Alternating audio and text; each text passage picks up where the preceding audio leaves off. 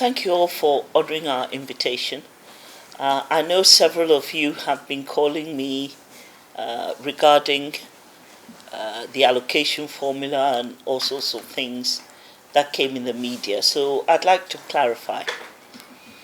When the Minister of Finance presents his budget to Parliament, he indicates what he thinks will be collected and therefore will be made available to the National Health Insurance Fund. We are one of the statutory funds. So once he makes that clear, somewhere at the end of November, and Parliament approves that budget, we have to come and design a budget around what the Minister of Finance has indicated will be made available to us. That is what we call the allocation formula. Parliament then invites us to lay this allocation formula to them. They discuss and debate it. Usually it's the Select Committee on Health who actually goes into the details. So they will call us and the Ministry of Health to explain what we want to do for the year. They ask us what we achieved for the previous year. When they finish, they take it to the main floor.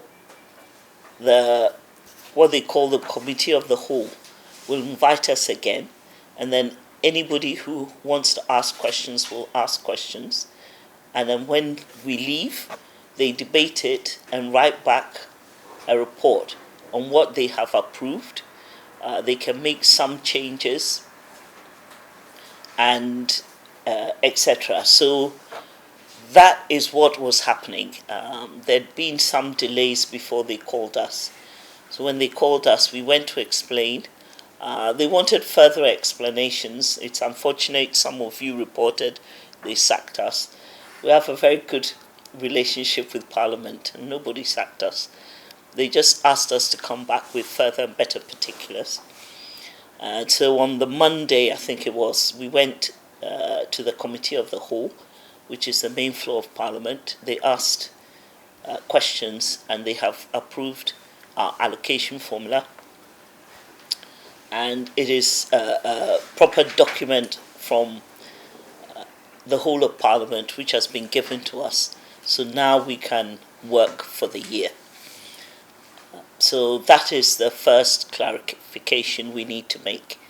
So now that that is done, we can get on with achieving what Ghanaians want us to achieve for the year. We made some payment recently of 100 million or so.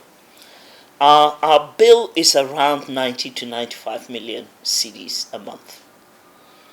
And the arrangement is that when providers see a patient, when they are ready, they bring us the bills.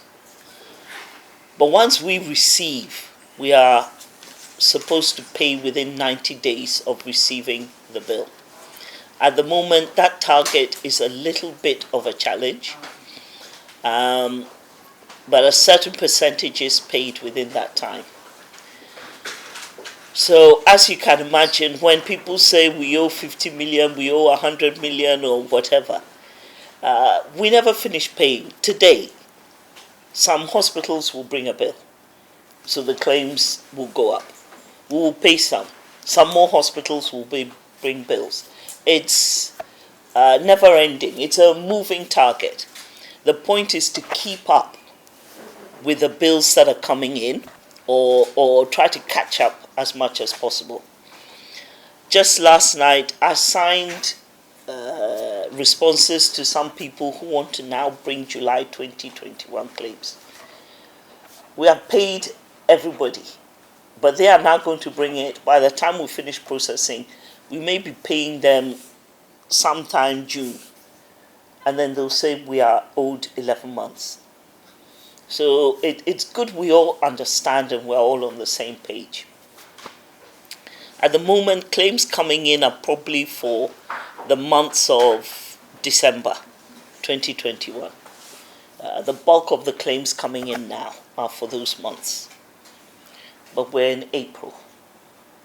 So there's already quite a gap as to what is coming in. We have paid August and are planning to pay September. So if you brought December and we are paying you August, the gap is 3-4 months at the moment. We want to bring that down to 3 months from submission, 90 days. That's the agreement. So it's a rolling process, and we all need to understand that. We have processes and systems whereby if you feel your claims are unduly delayed after submission, we have a dedicated email address that they write to, and somebody gets back to them. We investigate and address if there are any anomalies. We are one of the agencies that have gone fully onto GIFMIS, which is the government's payment platform. So everything has to go through the GIFMIS platform. So everything is tracked. It can be seen. We are probably one of the most transparent financial organizations. And you have a CEO who is a bit of an afraid woman. I don't want anything financially wrong to happen while I'm in the seat. So we do try to be very circumspect here and pay our providers as and when the bills come.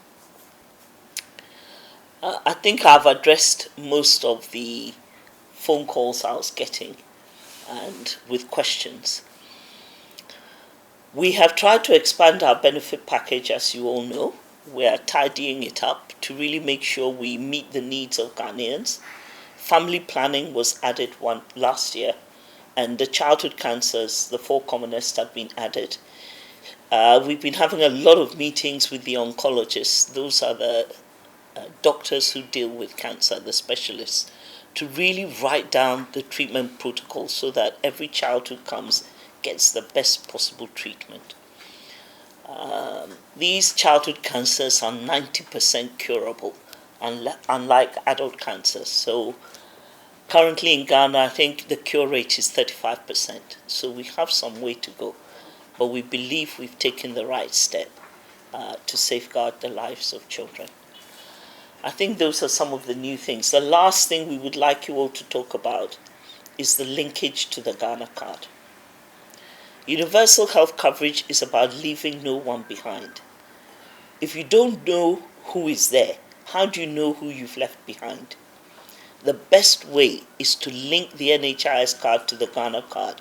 Then we know who we have left behind, and we can put in strategies to address that. The second thing is, I see we have more men than women in this room. The second thing is the men who don't like going to hospital. You wait until the situation is critical, then we all wear black and go and sit somewhere and say, gone too soon. Once we link to the Ghana card and we know who you are, 30 to about 50, we can actually go after you and make sure you are being checked for hypertension, diabetes, etc. And we can keep you healthy and working. So it is important, it is critical that the adults with Ghana cards link their NHIS membership, and we use the Ghana card for healthcare access. That allows us to track those who are not getting care and try to help them. The men in this room, how many of you have NHIS membership?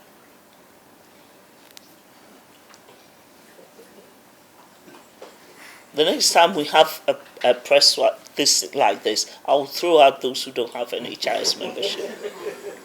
That's number one. Number two, how many of you have had your blood pressure or blood sugar checked this year?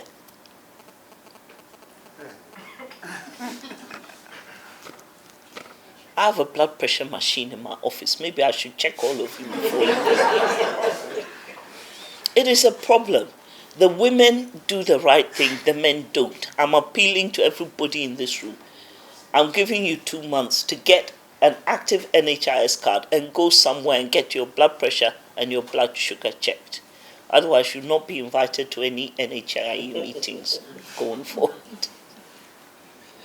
Please take it seriously. We've looked at our data. The men are told they have high blood pressure or high blood sugar, and they never go back to the clinic. I think 48% of our patients don't go back, and it's predominantly men between the ages of 30 and 50. And somehow the women, when they are told, they come back, they take their medicine. That's why the women have a longer life expectancy. I think we're a bit more responsible. The women in this room, let's pat ourselves on the back. So, I'm pleading with all men in Ghana, especially the age group 30 to 50, or let's even extend it 30 to 60. Take your health a bit more seriously. Non-communicable diseases have no signs or symptoms until it's too late.